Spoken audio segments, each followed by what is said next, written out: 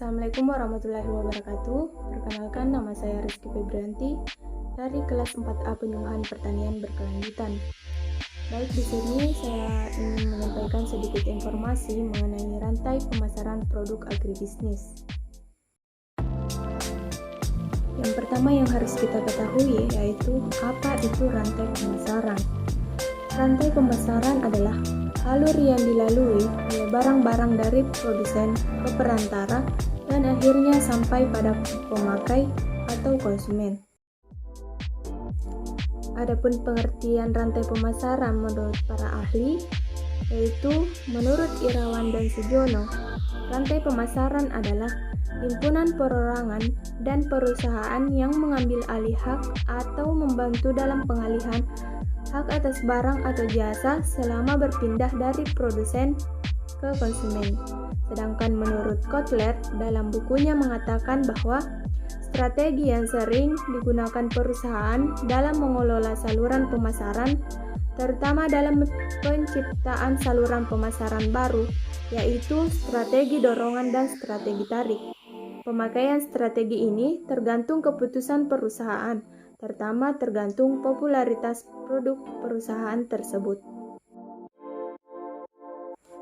Adapun tujuan dari rantai pemasaran yaitu untuk mendapatkan lebih rinci pemahaman tentang aktor, kegiatan, biaya, dan peluang terkait dengan aliran produk tertentu dan terkait dengan layanan, dimulai dengan petani dan berakhir dengan pembeli yang ditargetkan atau konsumen. Informasi diperoleh melalui analisis.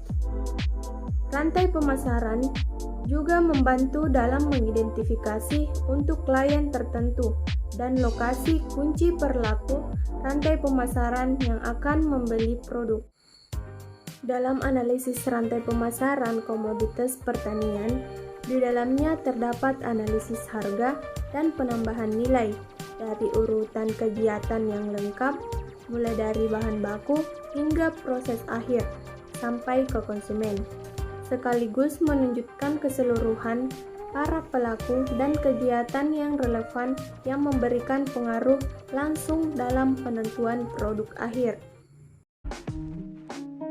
Terdapat 3 komponen rantai pemasaran. Yang pertama, produksi, di mana fungsinya perencanaan dan organisasi faktor produksi, akses ke sumber daya, produksi, dan panen. Yang kedua, manajemen pengelolaan pasca panen.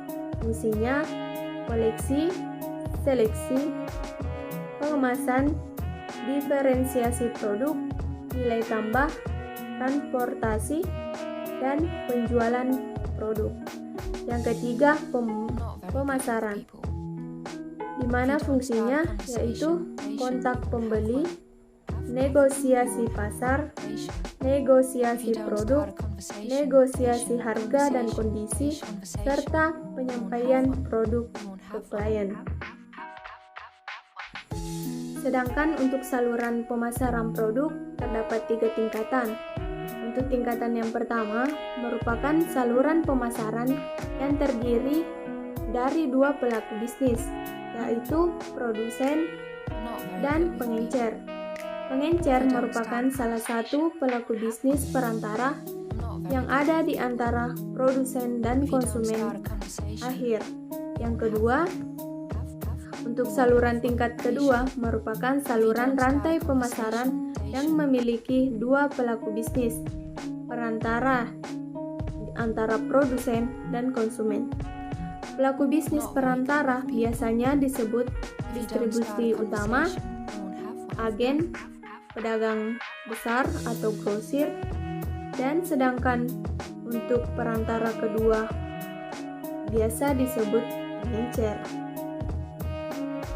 Untuk saluran tingkat ketiga merupakan saluran pemasaran yang terdiri dari produsen dan 3 pelaku bisnis di antara produsen dan konsumen akhir. 3 pelaku perantara biasa disebut sebagai distributor. Ada 3 hal aspek kunci yang digunakan untuk memahami sebuah rantai pemasaran saat beroperasi, di mana yang pertama, tingkat pengembangan bisnis organisasi yang berpartisipasi. Yang kedua, penyediaan layanan pengembangan bisnis. Yang ketiga, konteks rantai pemasaran yang beroperasi. Itulah informasi yang dapat saya sampaikan. Semoga dapat